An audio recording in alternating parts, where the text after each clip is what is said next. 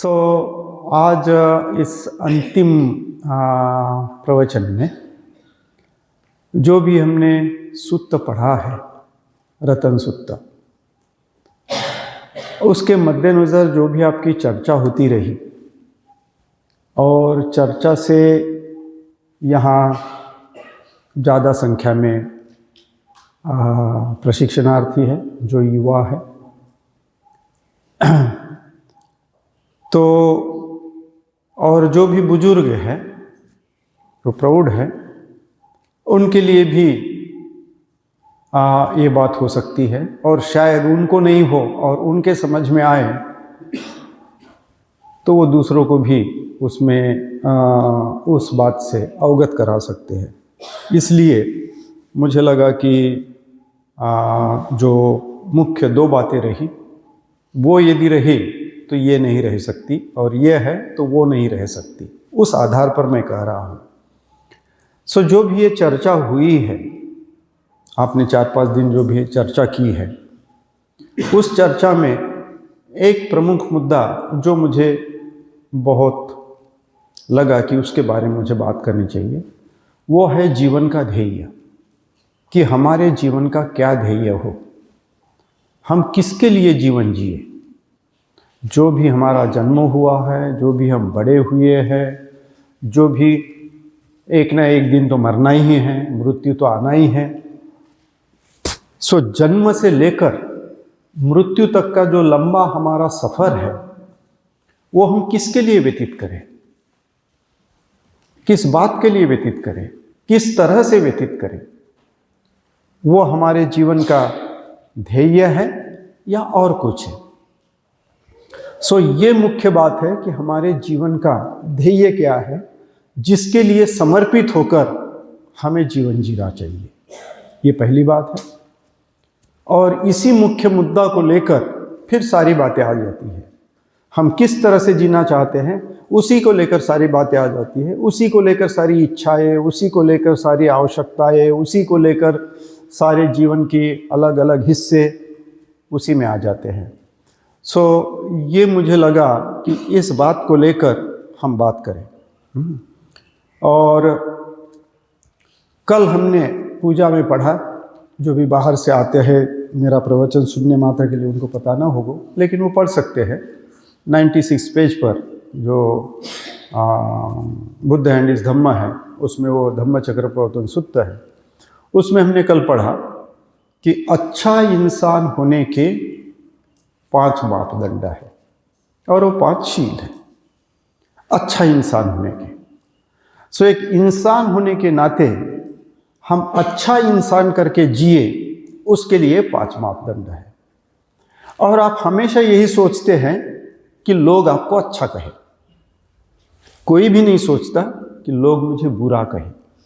हर कोई यही सोचता है, हर एक के दिमाग में यही बात आती है कि लोग मुझे अच्छा कहें, लोग मेरी तारीफ करें, लोग मेरी प्रशंसा करें, लोग मेरे को चाहे। यही हर एक के जहन में बात रहती है। अच्छा क्या है, इसकी कौन व्याख्या करेगा। और बुद्ध धर्म के अनुसार जो अच्छा है, जो कहते हैं, जो बाबा साहब ने लिखा है बुद्ध को कोट करते हुए, कि अच्छा इंसान होने के 5 मापदंड है, अच्छा इंसान होने के लिए पंचशील है। और यही जीवन का मापदंड है। 2 तरह के लोग हैं, एक पतित है, मतलब गलत लोग हैं। तो सभी लोग पतित है, क्या कहते हैं, सभी लोग पतित है, सभी लोग गिरे हुए हैं। लेकिन गिरे हुए होना इतनी बड़ी बात नहीं है। जानना कि मैं गिरा हुआ हूं तो वो उठने का प्रयास करेगा, और नहीं जानते कि मैं गिरा हुआ हूं तो वो गिरे हुए स्थिति में ही रहेगा। मापदंड होने का मतलब, जानने का मतलब है कि मुझे अच्छा इंसान होना है, तो वो अच्छा इंसान होने के लिए प्रयास करेगा। और वो जानता ही नहीं कि अच्छा इंसान क्या है, तो वो कोई प्रयास नहीं करेगा। वो जिस स्थिति में है उस स्थिति में ही वो जीते रहेगा। अब इस बात को धम्मचक्रप्रवर्तन सूत्र में अच्छे इंसान के तौर पर ये बातें बताई है, 5 मापदंड शील। लेकिन जो हम रतन सूत्र में पढ़ते हैं तो रतन सूत्र की 13वीं गाथा क्या कहती है? वरो वरयु वरदो वराहरो। मुझे श्रेष्ठ होना है, मुझे श्रेष्ठत्व को जानना है और श्रेष्ठत्व के साथ पेश होना है ताकि मैं किसी को कुछ दे सकूं। जो कुछ भी दे सकूं मैं श्रेष्ठ दे सकूं। जो कुछ भी किसी के साथ पेश आ सकूं मैं श्रेष्ठता से पेश आ सकूं। सो जीवन में रतन सूत्र का अंत श्रेष्ठता से होता है। श्रेष्ठ क्या है? और जब हम पहली ही गाथा में पढ़ते हैं खयं विरागं अमतं पणितम, सो ये जो बात है उसके पहले की गाथा है सग्गे सुवायं रतनं पणितम, कि स्वर्ग का हो या कहीं का भी हो, बुद्ध के सर का श्रेष्ठ रत्न नहीं है। सो बुद्ध ये विश्व का सर्वश्रेष्ठ अस्तित्व है। सो बुद्ध धम्म संघ ये 3 रत्न ही जीवन के सर्वश्रेष्ठ है और वो सर्वश्रेष्ठता को हमें स्वीकारना है यदि हमारे समझ में आता है। सो बुद्ध शिक्षा के अनुसार सर्वश्रेष्ठ है या श्रेष्ठ जो है वो बुद्ध धम्म संघ है। बुद्ध एक अर्थ से सर्वोत्तम और सर्वश्रेष्ठ इंसान है। बुद्ध ने कभी नहीं दावा किया कि मैं नॉन बायोलॉजिकल हूं, मां बाप से मेरा जन्म हुआ है, मैं इंसान हूं और इंसान के तौर पर मैं सर्वोत्तम हूं, सर्वश्रेष्ठ हूं। दुनिया का कोई भी अस्तित्व मेरी बराबरी नहीं कर सकता। मैं इतना सर्वश्रेष्ठ हूं, लेकिन इंसान के तौर पर उस ऊंचाई को मैंने प्राप्त किया है। ये मेरी सर्वश्रेष्ठता है। सो यहां 2 बातें हैं कि यह सर्वश्रेष्ठता की बातें हैं कि मैं इस स्थिति तक सर्वश्रेष्ठ बना हूं, इंसान के तौर पर सर्वश्रेष्ठ हूं, इंसान के तौर पर सर्वज्ञानी हूं और उस आधार पर हम अपने आप को देखें कि बुद्ध का अनुयायी करके मैं किस तरह से श्रेष्ठ बन सकता हूं। सो फिर मुद्दा आता है कि हमें यदि श्रेष्ठ बनना है तो हमें श्रेष्ठ इंसान बनना है। हमारे जीवन का ध्येय जो है श्रेष्ठ इंसान बनने का होना चाहिए कि मैं जो हूं मैं इंसान हूं, इंसान करके मेरी पैदाइश हुई है, मैं इंसान करके जी रहा हूं। तो इंसानियत को बरकरार रखते हुए, इंसानियत को ऊंचा उठाते हुए मैं श्रेष्ठ इंसान बनूं। सो हमारा जो ध्येय है वो श्रेष्ठ इंसान होने का होना चाहिए कि मैं श्रेष्ठ इंसान बनूं। ये जीवन का ध्येय है। इस जीवन के ध्येय के साथ जब चर्चा आती है, फिर हम जीवन जी रहे हैं तो क्या हमने ऑफिसर नहीं बनना है? क्या हमने नौकरी नहीं करनी है? श्रेष्ठ इंसान ये ध्येय सामने रखते हुए बाकी जो बात है, आप जो भी बनते हो काहे के लिए बनते हो? पैसा कमाना। पैसा काहे के लिए है? पेट भरने के लिए। आप में से कुछ लोग कहते हैं कि भाई मैं ऑफिसर बनूंगा, माँ बाप को मदद करूंगा, भाइयों को मदद करूंगा, यही बातें होती है ना, परिवारजनों को मदद करूंगा। सो हमारा उद्देश्य क्या होता है? मैं ऐसा बनूंगा और अपने परिजनों को मदद करूंगा। यही सर्वसाधारण तौर पर हम जीते हैं, यही सर्वसाधारण तौर पर हम सोचते भी हैं। हमारी सोच भी होती है कि मैं बड़ा बनूं, मैं कमाई करूं और अपने परिजनों की मदद करो। इसमें गलत कुछ भी नहीं है। लेकिन गलत कहां होता है? जब इंसानियत को छोड़कर सब कुछ बनता है।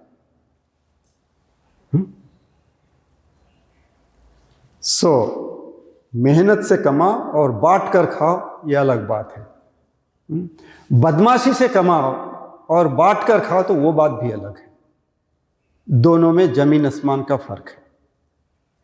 तो हम बदमाशी करके बांट कर खाने की कोशिश करते हैं।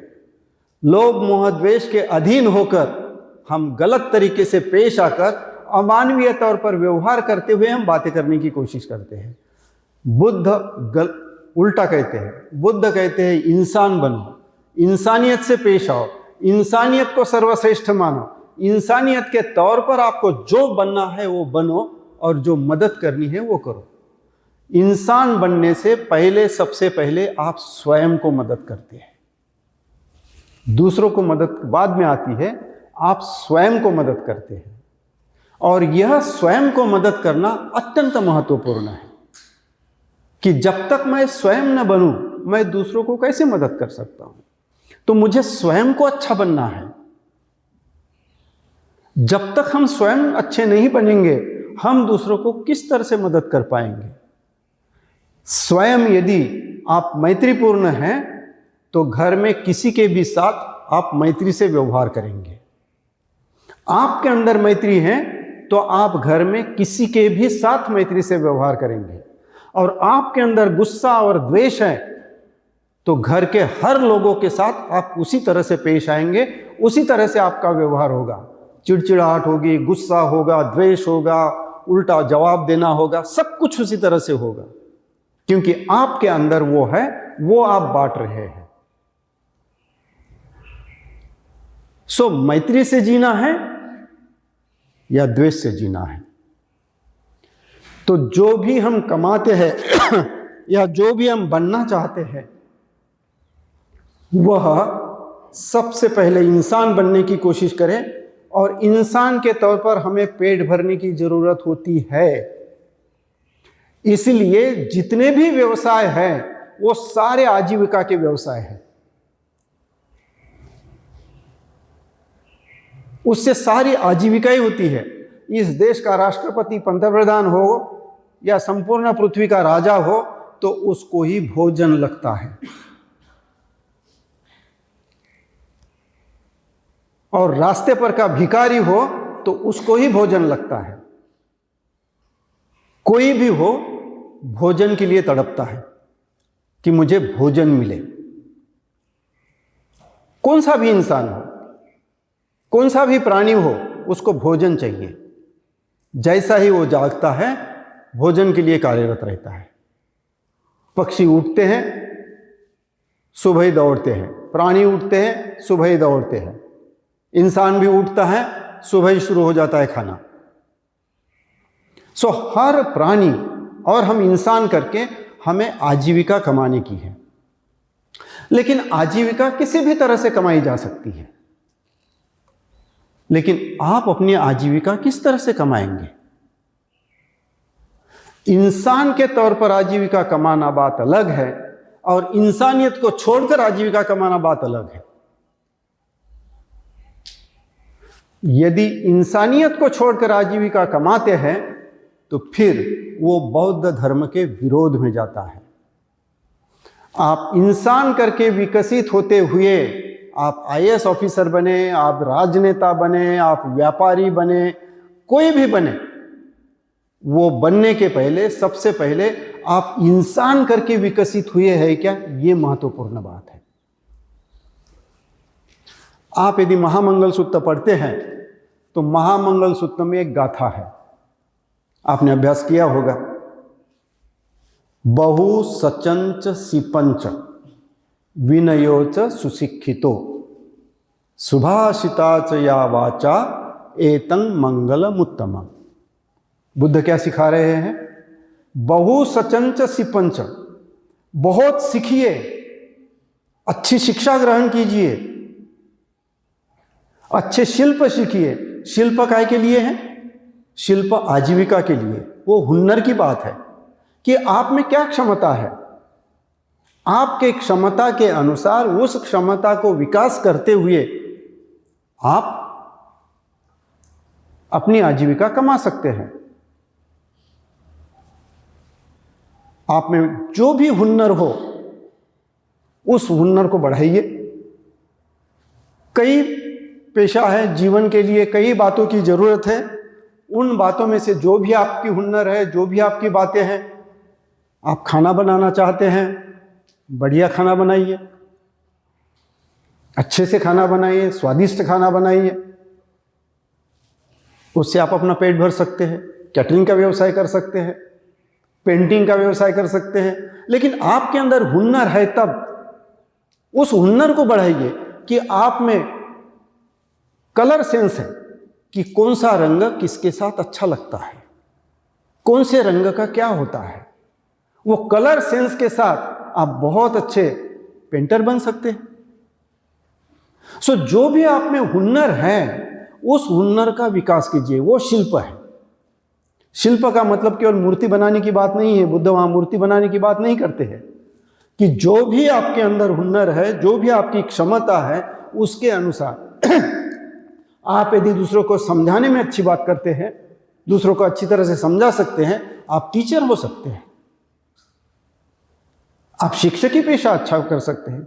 आप में सेवा करने की ललक है, आप अच्छा नर्सिंग का काम कर सकते हैं। सो कोई भी व्यवसाय हो, उस व्यवसाय से आपको पैसे मिलेंगे जिसके तहत आपकी आजीविका चलेगी।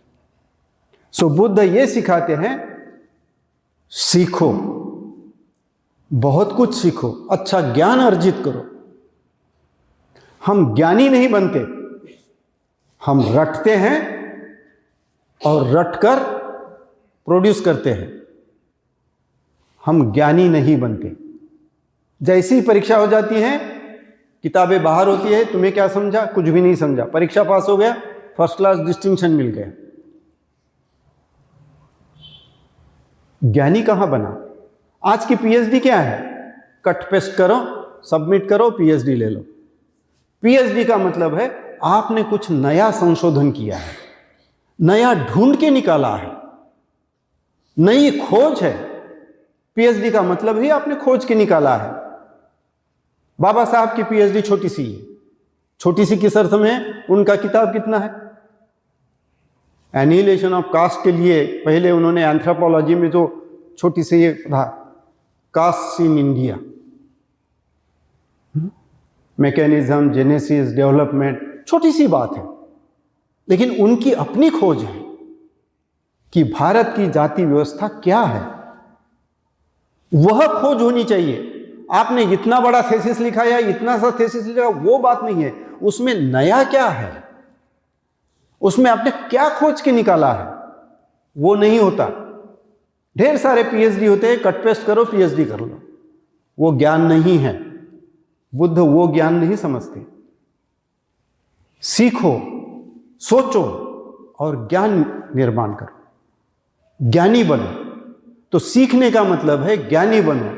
शिल्प का मतलब है आपके हुनर को बढ़ाओ ताकि आप एक सभ्य और एक अच्छा इंसान बन सको, ज्ञानी इंसान बन सको। लेकिन उसके लिए उन्होंने जोड़ा, शिक्षित भी बनो, हुनर भी रहे, लेकिन विनयोच सुशिक्षितो, विनम्र रहो। विनम्रता कब आएगी? जब दूसरे को अपने जैसा इंसान समझोगे, तब आपके अंदर विनम्रता आएगी, तब आपके अंदर समानता का भाव आएगा। जब दूसरों को आपके जैसा नहीं समझोगे तो आपके अंदर उद्धटता आएगी। तुम मेरे सामने कुछ नहीं हो, मैं ही सब कुछ हूं। अपने अहंकार से दूसरों को हमेशा अपमानित करने की कोशिश करती रहेगी, वो किसी भी आधार पर हो। तो यह प्रमुख बात है कि बुद्ध क्या कहते हैं? मैत्री ये सर्वश्रेष्ठ है। बाबा साहब बुद्ध एंड इस धम्म में लिखते हैं कि मैत्री ही धम्म है, मैत्री ही नीति है, मैत्री से बढ़कर कुछ भी नहीं है। सो मैत्री और जागरूकता, इन दोनों के आधार पर ही मनुष्य जीवन विकसित होता है। मनुष्य जीवन को यदि विकसित करना है तो जागृति और विधायकता इन दो गुणों के साथ ही होती है। अन्य किसी बातों से इंसान संतुलित नहीं होता। सो बुद्ध ने कहा, सीखो, ज्ञानी बनो, अपनी आजीविका कमाने के लायक बनो, हुनर के साथ, शिल्प के साथ, और फिर विनयशील भी रहो। विनयो च सुशिक्षितो। अच्छी शिक्षा ग्रहण करने के बाद आपने ज्ञानी होना चाहिए, आपने विनयशील होना चाहिए। संस्कृत में एक श्लोक भी है, विद्या विनयेन शोभते। जो विनयशील है उसी को विद्या शोभा देती है। जो ज्ञानी होता है वो विनम्र होता है, वो अहंकारी नहीं होता। जिसके पास ज्ञान है वो विनम्र होगा, क्योंकि ज्ञान की कोई ये मर्यादा नहीं होती, अमर्याद ज्ञान है। इसलिए वो जानता है कि मेरा ज्ञान मर्यादित है। तो यह जो बात है, यह बात समझ में आनी चाहिए। फिर उसके बाद और गाथा है, उसी गाथा में, सुभाषिता च या वाचा, आपकी वाचा सुभाषित होनी चाहिए, अर्थपूर्ण होनी चाहिए। यह तीन बातें यदि हैं तो आप श्रेष्ठ इंसान बनते हैं। ये जीवन का ध्येय है। जो हम इधर कहते हैं वरो वरयु वरदो वराहरो, इसका छोटा स्वरूप जो है यहां बुद्ध बताते हैं महामंगल सूत्र के इस गाथा में, बहु सचंचसी पंच विनयो च सुशिक्षितो सुभाषिता च या वाचा। हमारी वाणी अर्थपूर्ण हो, हमारा व्यवहार विनयशील हो, हम सुशिक्षित रहे और अपने हुनर के साथ अपनी आजीविका कमाए। यह जीवन है। सो आप में क्षमता है, आप डॉक्टर बनो, लेकिन लोगों को लूटने के लिए नहीं। कोई भी व्यवसाय है, यह सेवा का व्यवसाय है। आपके अंदर इंसानियत नहीं है, मनुष्यता नहीं है, तो डॉक्टर बनने के बाद आप लोगों को लूटेंगे, लोगों का शोषण करेंगे। इंजीनियर बनने के बाद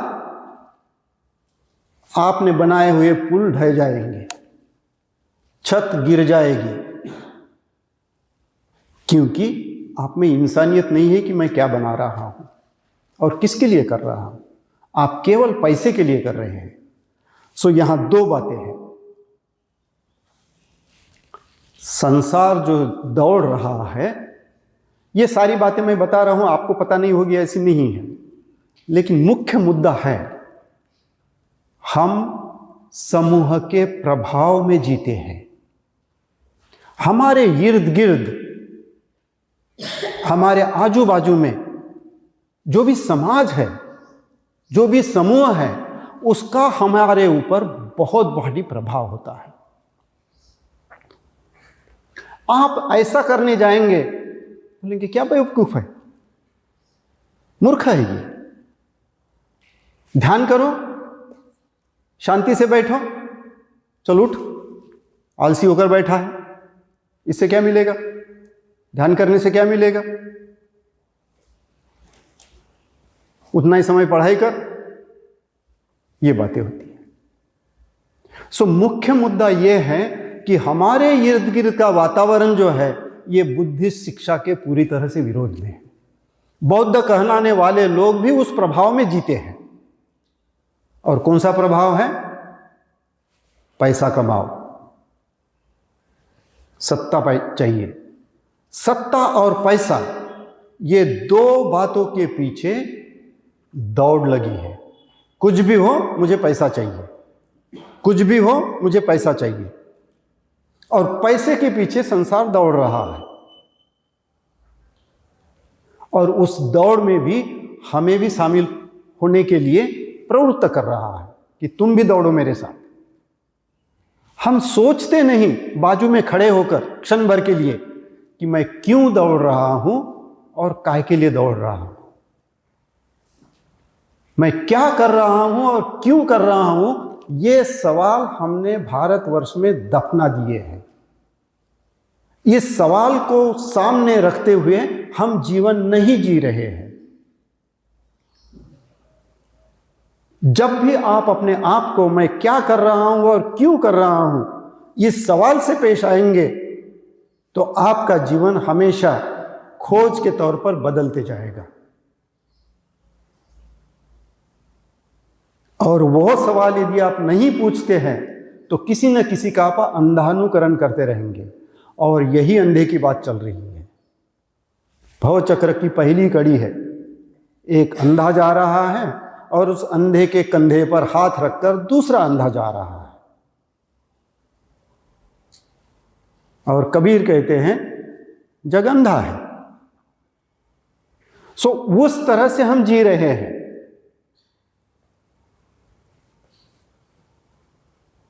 हम सोच कर नहीं जी रहे हैं, हम जान कर नहीं जी रहे हैं कि मेरे जीवन का ध्येय क्या है, मैं जीवन में किस तरह से जी रहा हूं।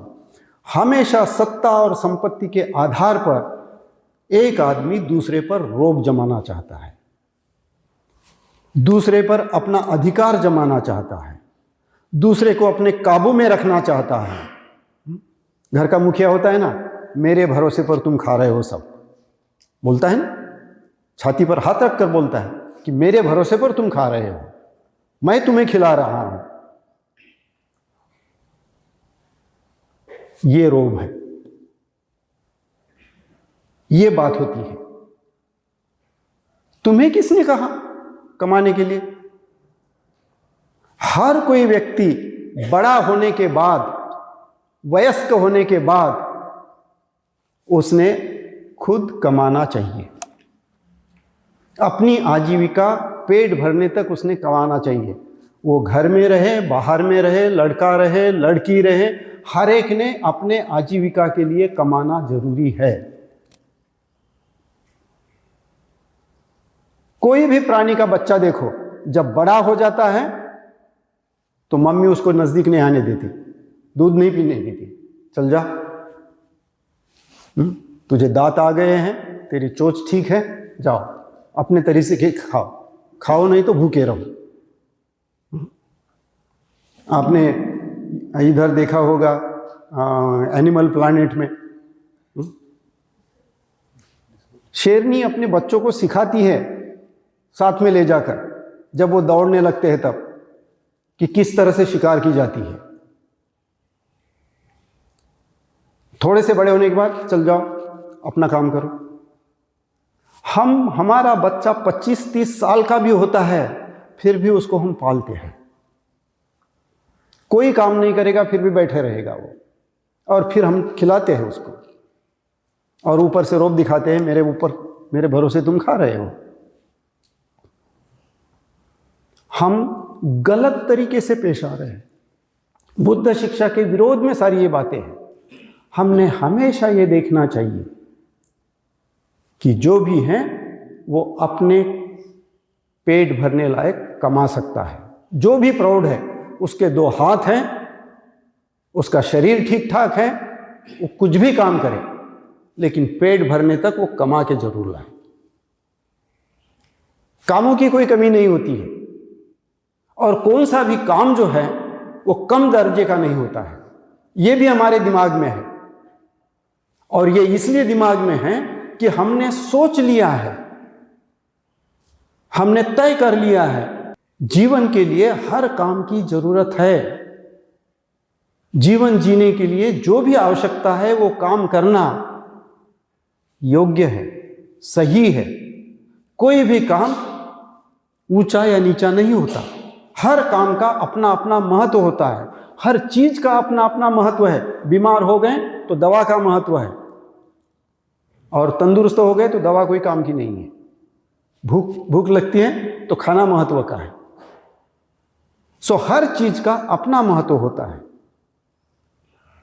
जो जरूरी है वो करना जरूरी है। इसलिए कोई भी काम कम दर्जे का और नीचे दर्जे का और यही काम करूंगा तो मैं श्रेष्ठ हूं और यही काम करूंगा तो मैं नीचा हूं, ये सरासर गलत है।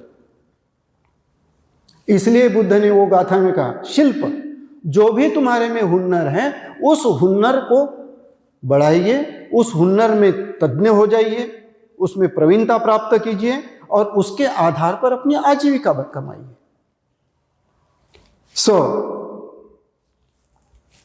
अंत में मैं यही कहूंगा कि बुद्ध के इस रतन सूत्र के शिक्षा के अनुसार और जो भी अलग अलग उनके महामंगल सूत्र हो, बुद्ध एंड इस धम्म हो, हमें शिक्षा देते हैं इंसान बनो, स्त्री हो या पुरुष हो, केवल इंसान बनो और इंसान, श्रेष्ठ इंसान के ओर जाने वाला रास्ता अपनाओ।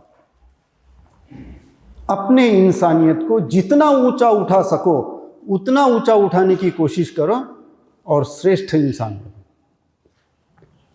और बुद्ध बन सकते हो, सर्वश्रेष्ठ इंसान बन सकते हो। यदि सर्वश्रेष्ठ नहीं भी बने तो कम से कम श्रोतापन्न तो जरूर बन सकते हो। जो श्रोतापन्न व्यक्ति की बातें हमने 5-6 गाथाओं में देखी है कि वो किस तरह से होता है, किस तरह से उसकी दृष्टि होती है, किस तरह से उसकी समझ होती है, किस तरह से वो प्रामाणिक होता है, इन सारी बातों को हमने देखा है। तो कम से कम उस आधार पर हर कोई इंसान अपने इंसानियत को बढ़ावा देते हुए उस स्थिति तक पहुंच सकता है। वो हर एक के जीवन का ध्येय होना चाहिए, जो भी स्वयं को बुद्ध का अनुयायी समझता है उसके लिए। और बाकी का जो कोई भी काम है, आप कोई भी बन सकते हो, कौन सा भी व्यवसाय कर सकते हो, कितनी भी ऊंचा शिक्षा ले सकते हो, तो वो सारी बातें जो है केवल और केवल आपके आजीविका की है, पेट भरने के लिए है। कौन सा भी व्यवसाय करें और वह आजीविका के लिए सारे व्यवसाय है, सारी बातें हैं। और वह आजीविका कैसी कमानी है, वह हर एक के अपने क्षमता पर, हर एक के अपने स्थिति पर है, लेकिन वह आजीविका इंसानियत के तौर पर हो, इंसानियत को छोड़कर नहीं हो। और इंसानियत को छोड़कर यदि है तो बुद्धिस्ट जीवन नहीं है। इंसानियत के तौर पर आप अपनी आजीविका कमाते हो तो आप बुद्धिस्ट जीवन जी रहे हो। और जब आपका ये ध्येय निश्चित हो जाएगा कि मुझे इंसान बनना है, मुझे अधिक से अधिक श्रेष्ठ इंसान बनना है, तो आपके समझ में आएगा कि यह आपका यदि ध्येय है तो फिर आपकी जरूरतें क्या है, और फिर आप फर्क करना महसूस करोगे कि मेरी ये जरूरत है, मेरी ये इच्छाएं हैं। सो फिर जरूरत और इच्छा के तौर पर आप अपने आप को ही समझ में आएगा कि नहीं, ये मेरी जरूरत नहीं है,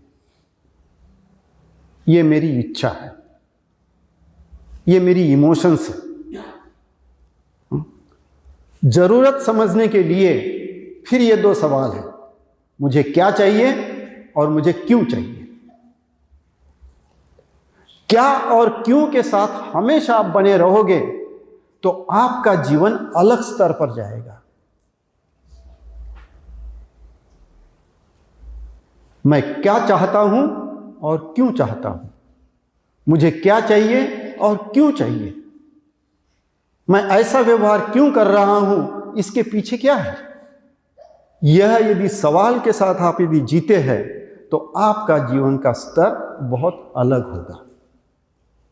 कोई कुछ कर रहा तो उसका मैं अंधानुकरण क्यों करूं, मुझे क्या चाहिए और मुझे क्यों चाहिए। ये सवाल के साथ यदि आप रहेंगे तो आप किसी का अंधानुकरण नहीं करेंगे, किसी के पीछे नहीं जाएंगे कि वो वैसा कर रहा है तो मैं भी वैसा ही करूं, उसने ऐसा किया तो मैं भी वैसा ही करूं, ये नहीं करोगे। सो हमेशा ये जो 2 सवाल है, मैं क्या कर रहा हूं और क्यों कर रहा हूं, इस सवाल के साथ जिएंगे तो आप इच्छा और आपकी जरूरत, इसमें जरूर फर्क महसूस करना सीखोगे। इन 2 सवालों के साथ ही पूरा तय हो जाता है। तो इस तरह से हमारे जीवन का जो ध्येय है बुद्धिस्ट वे से देखा जाए तो वह इंसान बनना है, और अधिक से अधिक श्रेष्ठ इंसान बनना है श्रोतापन्न अवस्था का, और सर्वश्रेष्ठ इंसान बनना है तो बुद्ध बनना है। उससे बढ़कर दूसरा कोई जीवन है ही नहीं। बुद्ध कहते हैं कि यह मनुष्य जीवन बड़े मुश्किल से मिलता है, तो इस जीवन को व्यर्थ में मत बर्बाद करो, इस जीवन का सदुपयोग करो। और जीवन का सदुपयोग अपने अंदर के नकारात्मकता को नष्ट करना और सकारात्मकता को बढ़ाने में है। द्वेष को नष्ट करना है और मैत्री को बढ़ाना है। वह जीवन का सार्थकता है, वह जीवन का उद्देश्य है। सो मुझे लगता है इतनी बातें पर्याप्त है कि बौद्ध होने के नाते, बुद्ध का अनुयायी होने के नाते, बाबा साहब ने जो हमें धर्म दिया है, जो श्रेष्ठ दिया है, उसके नाते हमें एक अच्छा इंसान बनने की ज़रूरत है। फिर आपकी आजीविका कुछ भी हो सकती है। वो आईएएस ऑफिसर हो सकती है, वो आईएफएस ऑफिसर हो सकती है, वो डॉक्टर हो सकती है, वो नर्स हो सकती है, वो झाड़ू लगाने वाला सफाई कामगार हो सकता है, कोई भी हो सकता है। तो वहाँ ईमानदारी आएगी, वहाँ प्रामाणिकता आएगी, और आपकी ईमानदारी, आपकी प्रामाणिकता आपको मददगार होगी और दूसरों को भी खुशी देगी। So thank you very much. आपने मुझे सुना और इन 4-5 दिन तक बर्दाश्त किया। तो जो भी आपके सवाल के उत्तर देते वक्त मेरे से कुछ गलती हो गई हो या किसी की भावनाएं आहत हो गई हो तो सॉरी, माफ़ कीजिएगा मुझे।